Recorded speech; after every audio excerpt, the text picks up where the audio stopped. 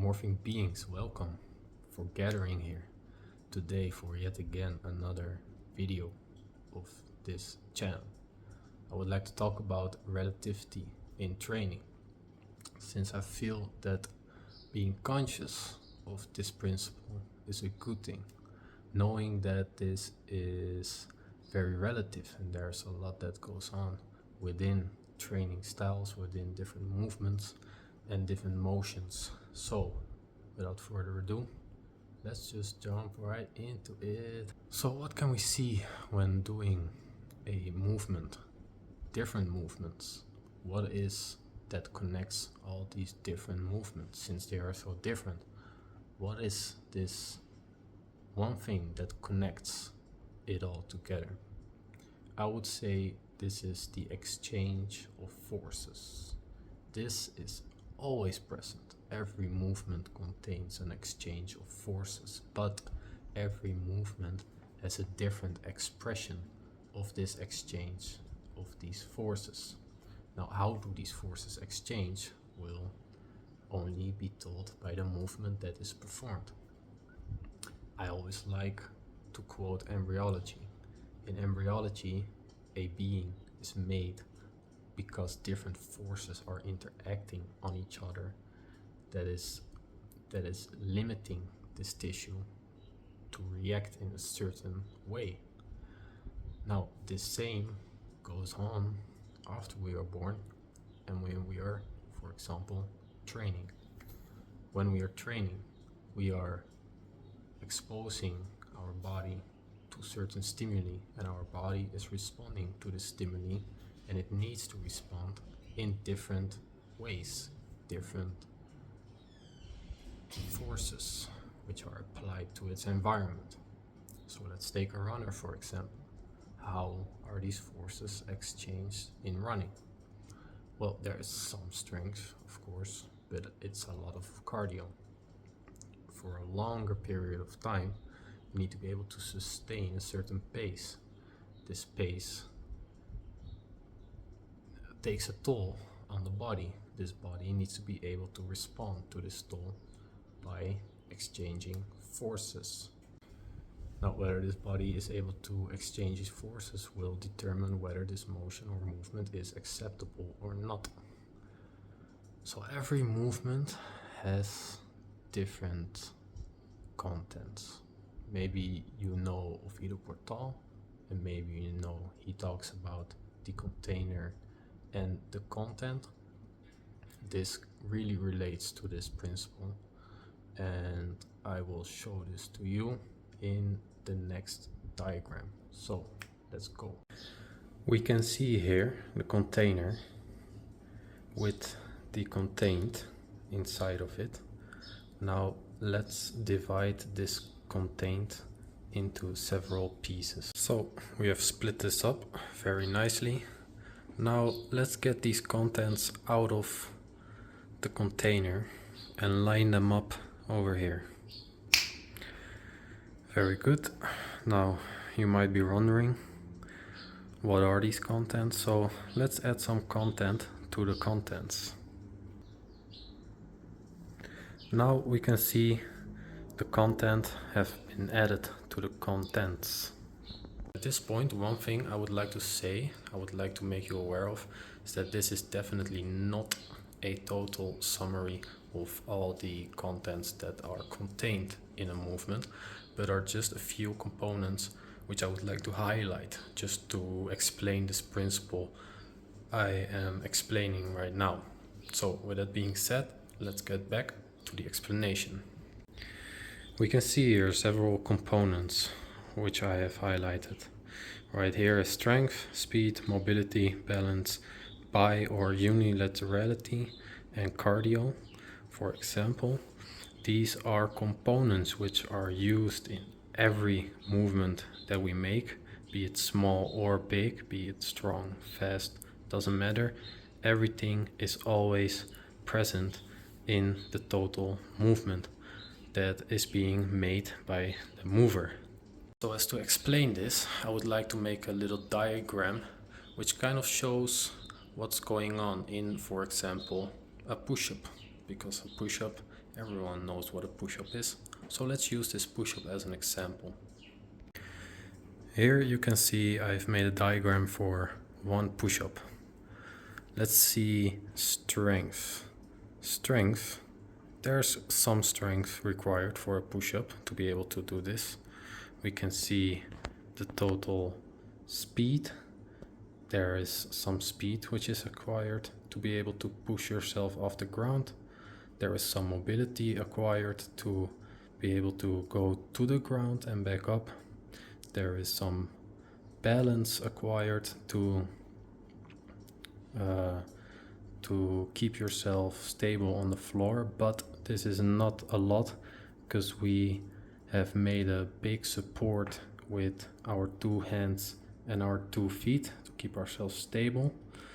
There is a lot of bilaterality, which means using both sides of the body. Like I said, for balance, there is a need for good support, which comes from bilaterality.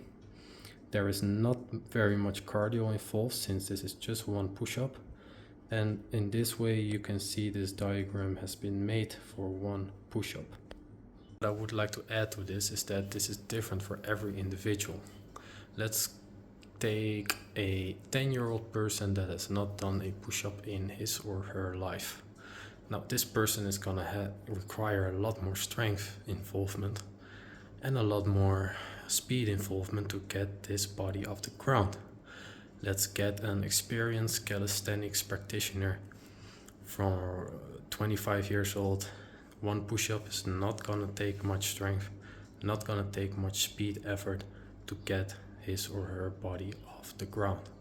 So this relativity is not only present within movements but also inter-individuality, like in different persons. So it's really relative, but it makes an interesting case of seeing that everything is always present everywhere, just in different amounts. Now I've taken the example of a pistol squat. Now pistol squat is made on only one leg, so you can see a big difference here is the unilaterality. It takes much more balance also to be able to perform this squat, since it's only made on one leg, therefore the support is not very high. It takes a little bit of cardio, it takes definitely a lot of strength since we only use one leg. It takes some speed to get ourselves off the ground again, and it takes some mobility in the ankles and the hips and the knee to be able to go in a full pistol squat and go back again.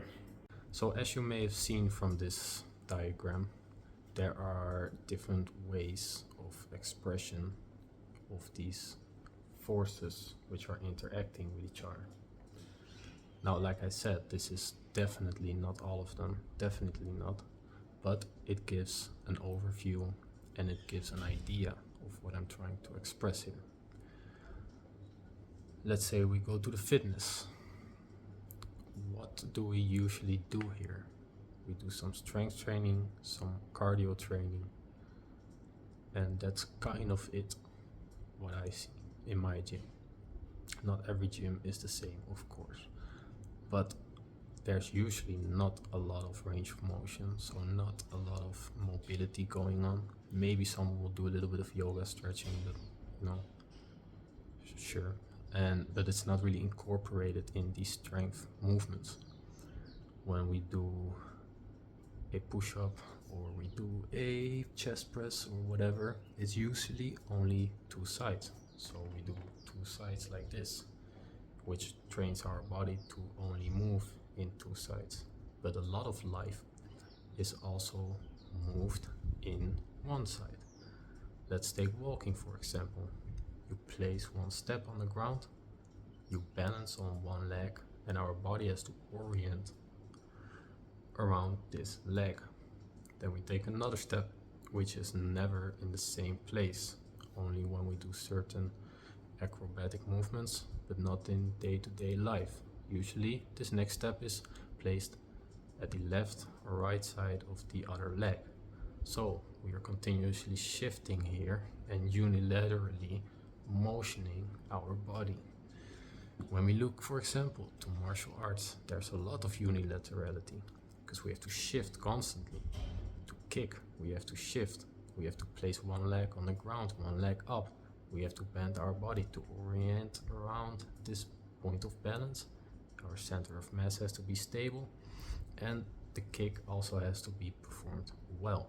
So not only is there, for example, only balance, but also a lot of timing involved, a lot of unilaterality involved, a lot of speed involved, a lot of proprioception involved. So there is a lot of expression, various expressions of these forces interacting on each other. Now this is what I find very interesting when I look at health. I believe health to be the overall expression of the body to be able to go everywhere. So this means a variety of expressions, not only strength and bilaterality, not only some cardio, but also unilaterality, mobility, accuracy, timing. This is all stuff that is oriented in your body, which makes your body alive. Because to be alive is to be able to adapt and to respond to this environment, which is always changing. And if it's not changing, there's maybe a little bit too much staticness in the life that is lived. So I'm not here to tell you what to do. I just think this is very interesting, and I wanted to engage you in this topic and to make you think about this, because I feel like this is not very much work with in the health industry, in the fitness industry, and I think there can be more consciousness in this aspect. So with that being said, thank you for watching. If you found this enjoyable, you can leave a like. If you have a response to this, you can comment. If you found it very useful, you can share it, and otherwise I will see you in the next one.